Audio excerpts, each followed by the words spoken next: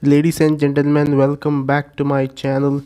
Today we are going to cover up about a fraud in the shipping industry, and the name of the industry is ABG Shipyard.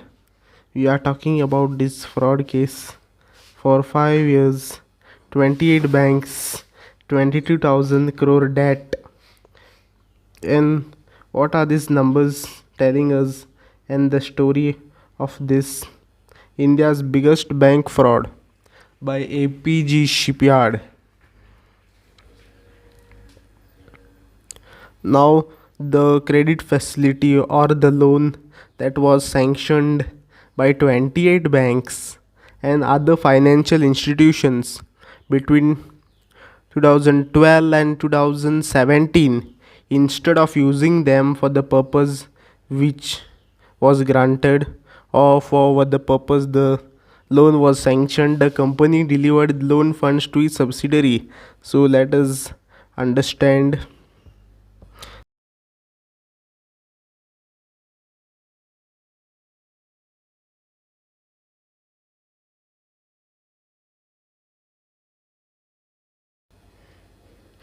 Here I have a good example. For example, we say this is ABG company, and here are the subsidies or other subsidiary companies, and the loan funds was been transferred to these companies, small companies. This is ABG. This is how the system went through, and now the company owes off.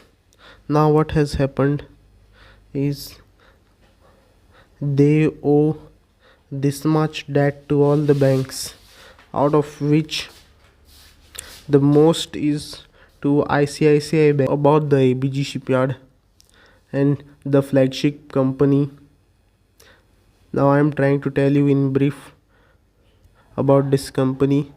Now it's the flagship of ABG Group that is engaged in the business of shipping and ship repairs. Now till now they have constructed 165 vessels for last 16 years. Now the real problem has arisen over here, wherein there were global crisis, and this impacted the shipping industry due to fall in commodity and demand. Along with prices also dropped subsequently of the cargo demand. Now what has happened is this led to the cancellation of contracts for few ships, which led to the piling up of inventory for the company. So we see that there is inventory, and whatever the production has taken place, the production has taken place, or the products that has been manufactured has been stored in this inventory. Now you have the products and the sale is not going on. Obviously you will go in losses because there is no demand for your products. So this situation has happened with ABG Shipyard. Now there was also another problem that was hurting, that is cancellation of the contracts with the company, and this resulted more in the paucity of working capital. Now this paucity of working capital means their general ability was there with the working capital, or now that has become less than their capacity. Means now they don't even have funds for the daily business generation or daily business cycle.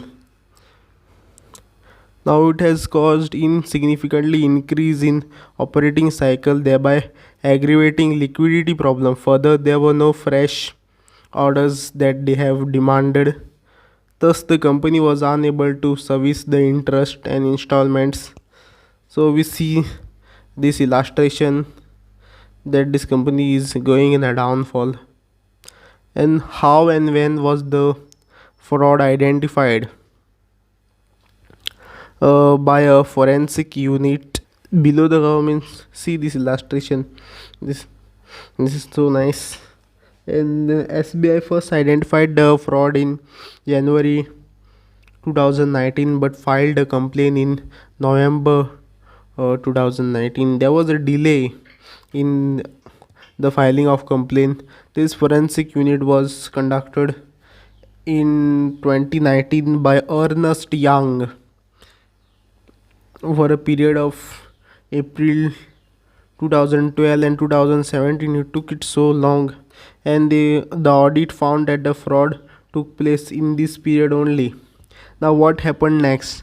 Now the story is, till now we have come to know that forensic unit has detected the fraud. Now what has happened? The loan account was declared non performing. You see this NPA, non performing asset. That means that whatever assets they have created is not generating any income. Now that asset has become a liability. Now the findings of the audit report stated that the fraud was conducted to diversification of funds, misappropriation, criminal breach of trust. You see these three jargons that are used, and mostly well educated people, when they commit this type of crimes, it is called a scam. And the mostly the objective was to gain unlawful cost of the bank's fund, just because they want to derive the funds. And also the business cycle was also so weak in this company. It was not well managed. There was no demand for their products. Now in 2005 to 2012, all the disbursement took place, and from 2013 to 2015, this was the stressful business period. Now this is like a roadmap. From here we are going here. So now from here we have to reach here. In 2016, now the NPA was detected, means now there were more non-performing assets, and classification was done of the company. Now they also filed for insolvency, means whatever assets and liabilities are there, that are to be done valuated and being disposed. Now this forensic unit reached all the way from here to here. Now what has happened in April 2019? And there was an order for the liquidation of ABG Shipyard. Now in November, SBI filed a complaint against this shipyard. From there, now in December 2020, SBI also filed another detailed complaint. Now we are here. Now CBI files first information report in February 2020. They have come a long way in committing this fraud and failure of business. Now top 10 banks which ABG Shipyard owes money to. The first one is most money of ICICI Bank, 7,000 crore, and the least is to the Oriental Bank of Commerce. Now it is Punjab National Bank. And how I don't know, this PNB Bank is becoming the scapegoat. Everybody is applying for loan, and loan is getting sanctioned, and nobody is nobody is repaying the loans. The hell is going in this company? And the investigation will continue, and we can see that this shipyard has been defrauded the constituent of 28 banks. It is not even trustworthy, as gain the loans in some unethical ways.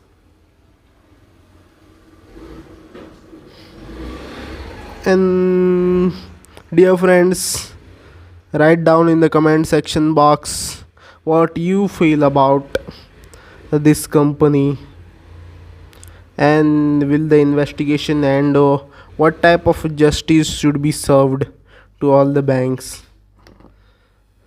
So that's all what I had to say, and please do follow me, RSI Investor, Instagram, and please do like, share, and subscribe to my channel for more financial literacy videos. Thank you.